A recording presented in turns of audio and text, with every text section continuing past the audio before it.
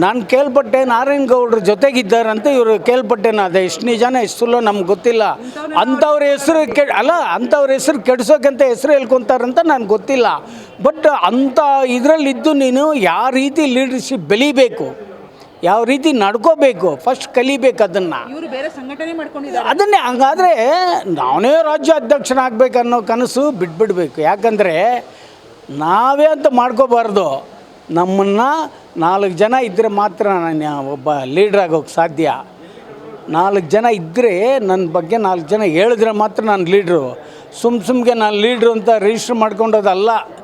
ನೋಡಿ, ಪ್ರತಿಯೊಂದಕ್ಕೂ ಕಷ್ಟ ಸುಖದಿಂದನೇ ಇದು ಒಳ್ಳೆಯದಾಗುತ್ತೆ. ಕಷ್ಟ ಸುಖ ಇಲ್ಲದೆ ಇದ್ದರೆ ಇದೆಲ್ಲ ಅಷ್ಟುವರೆಗೂ ಹೆಸರು ಬರಲ್ಲ. ಇವತ್ತು ನಾವು ನಮ್ಮ ಒಂದು ಸಂಘಕ್ಕೆ ದುಡಿದಿದ್ದೀವಿ ಅಂದರೆ ಮ್ಯಾಕ್ಸಿಮಮ್ 35 ವರ್ಷದಿಂದ 40 ವರ್ಷದಿಂದ ಹಿರಿಯರ ಜೊತೆಗೆ ಬಂದಿದ್ದೀವಿ. ಅವ್ರು ಯಾವ ರೀತಿ ನಮಗೆ ಬುದ್ಧಿ ಕಲಿಸಿದ್ದಾರೆ ಆ ರೀತಿ ನಡ್ಕೊಂಡು ಬರ್ತಾಯಿದ್ದೀವಿ. ಅದನ್ನು ನಾವು ದುರುಪಯೋಗ ಮಾಡೋಕ್ಕೆ ಹೋಗಲಿಲ್ಲ. ದುರುಪಯೋಗ ಮಾಡಿದ್ರೆ ಇದು ಪರಿಸ್ಥಿತಿ ಈ ರೀತಿ ಕೆಟ್ಟೋಗುತ್ತೆ. ಅವ್ರಿಗೆ ಏನು ಬೇಕಾಗಿತ್ತು, ಸರಿ ನೀವು ಹೇಳ್ತೀರಲ್ಲ, ಒಬ್ಬ ಹೆಣ್ಮಗಳಾಗಿ ನೀವು ಬಂದಿದ್ದೀರಿ ಮೇಡಮ್, ಕನಿಷ್ಠ ಪಕ್ಷ ನಿಮಗೊಂದು ಸೌಜನ್ಯದಿಂದ ಮಾತಾಡಿಸ್ಬೇಕು.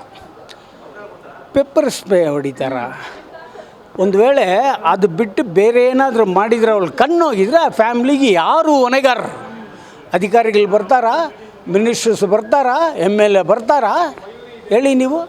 ಅದೇ ಸರ್ ಹೇಳ್ತಾರದು, ಇವರು ಅಂತ ಸೂಕ್ಷ್ಮ ಸ್ಥಳಕ್ಕೆ ಹೋಗ್ಬೇಕಾದ್ರೆ ಮುನ್ನೆಚ್ಚರಿಕೆ ಕ್ರಮ. ಬಟ್ ನೋಡಿ, ನೀವು ಆ ರೀತಿ ಹೇಳ್ಬೇಡಿ. ನಮಗೆ ಡೈರೆಕ್ಷನು ಮಾಡ್ತೇ ಇಲ್ಲ ಅಂತ ಅಧಿಕಾರಿ ಹೇಳಿದ್ಮೇಲೆ ನಾವು ಮಾಡಲೇಬೇಕಾಗುತ್ತಲ್ಲ. ಇಲ್ಲ ಹೋಗ್ರಿ ಆಗಲ್ಲ ಅನ್ನೋಕ್ಕಾಗುತ್ತಾ? ಹೇಳಿ ನೀವು. ಬಿಗಿ ಭದ್ರತೆ ತಗೊಂಡು ಹೋಗ್ಬೇಕು. ಬಟ್ ಮೇ ಬಿ ನೋಡಿ, ಈ ರೀತಿ ಆಗುತ್ತೆ ಅಂತ ನಮಗೂ ಗೊತ್ತಿಲ್ಲ. ನಮ್ಮ ಎಂಪ್ಲಾಯೀಸ್ಗೂ ಈ ರೀತಿ ಗೊತ್ತಿಲ್ಲ. ಪೊಲೀಸ್ನವ್ರು ಇದ್ದಾರೆ ಅಂತ ನಾವು ಅಂದ್ಕೊಂಡು ಹೋಗಿರೋದು. ಆ ರೀತಿ ಆದರೆ ಅದಕ್ಕೆ ಯಾರು ಹೊಣೆಗಾರರು ಯಾರು?